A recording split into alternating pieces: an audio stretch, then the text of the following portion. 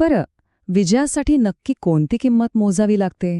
बौद्ध जातक कथांमध्ये ना एक अशी विलक्षण गोष्ट आहे जिथे जिंकण्यासाठी चक्क स्वतःला घाणीत लोळावं लागतं.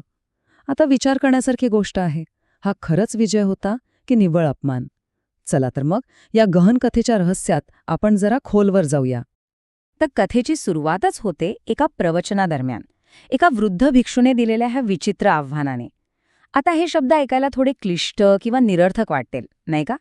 पण थांबा, ह्या शब्दांमागे एक मोठा हेतू दडलेला होता आणि खरं सांगायचं तर इथूनच एक गूढ निर्माण होतं. प्रतिष्ठेचा अधपात. तर दृश्य असं आहे की बुद्धांचं प्रवचन नुकतंच संपलंय. त्यांचे आदरणीय शिष्य सारीपुत्तू लोकांच्या प्रश्नांना उत्तरं देत आहेत आणि सगळं अगदी शांतपणे सुरू असतानाच प्रसिद्धी मिळवण्याच्या इच्छेनं एक वृद्ध भिक्षू त्यांना मध्येच अडवतो. आणि या आव्हानाला त्या आध्यात्मिक गुरूंची प्रतिक्रिया काय होती? आश्चर्य वाटेल, पण काहीच नाही. सारीपुत्तांनी त्या भिक्षूचा पोकळ हेतू ओळखून होता. त्यामुळे त्यांनी एक शब्दही न बोलता फक्त शांतपणे उठून आपल्या कुटीत परत जाण्याचा निर्णय घेतला. आणि फक्त तेच नाही, तर त्यांचे साथी महान शिष्य मोगलान यांनीही तेच केलं. यातनं एक गोष्ट स्पष्ट होते, कधीकधी शांत राहणंच सर्वात शक्तिशाली उत्तर असतं.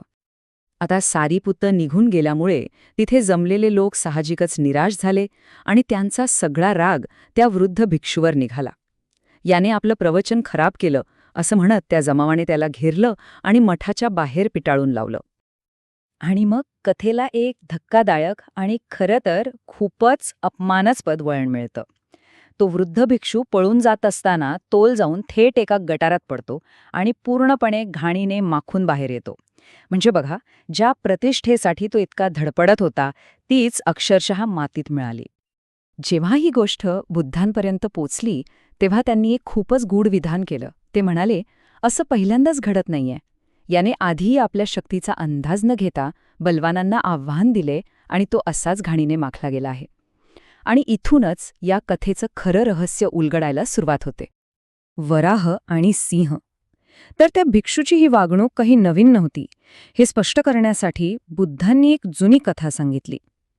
ही कथा आपल्याला घेऊन जाते एका जंगलात, जिथे एक सिंह आणि एक वराह म्हणजे एक रांडुक्कर यांच्यात एक विचित्र संघर्ष सुरू होतो.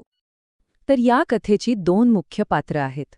एका बाजूला आहे सिंह, जो स्वतः बोधिसत्व आहे, म्हणजेच ज्ञानप्राप्तीच्या मार्गावर असलेला एक अत्यंत प्रगत आत्मा. तो शांत, शुद्ध आणि खऱ्या सामर्थ्याचं प्रतीक आहे. आणि दुसऱ्या बाजूला आहे एक वराह, जो आहे तर धष्टपुष्ट, पण त्याला आपल्या ताकदीचा फाजील आत्मविश्वास आहे, एक प्रकारचा गर्वच आहे. आणि या कथेची सुरुवात होते एका मोठ्या गैरसमजातून.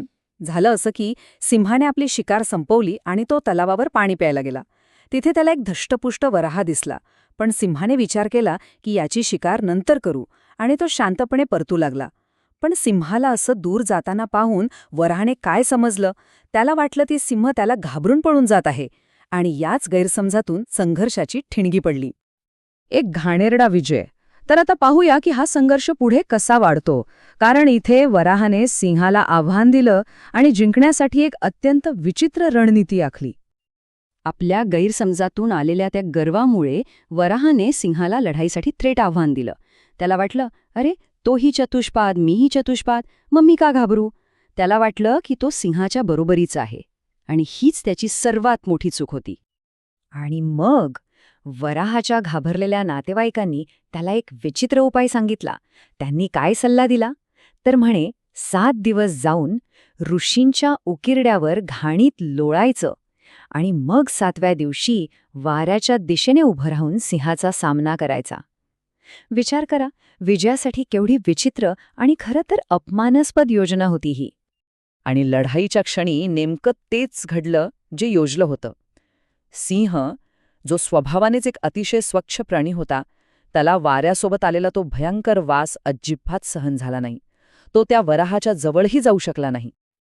सिंहाने लढाई न करताच हार मानली. त्याने स्पष्टपणे सांगितलं की अरे घाणेरड्या वराहा, मी तुझ्या जवळही येऊ शकत नाही. तुला स्पर्श करणं तर दूरच. मी माझी हार मानतो, तू जिंकलास. म्हणजे हा विजय ताकदीने नाही तर दुर्गंधीने मिळाला होता. आणि इथेच कथेतील सर्वात महत्वाचा प्रश्न निर्माण होतो. हो, वराहाने सिंहाला पळवून लावलं, पण याला खरा विजय म्हणता येईल का? विजयाची व्याख्या तरी नक्की काय असते? कथेचा खरा अर्थ.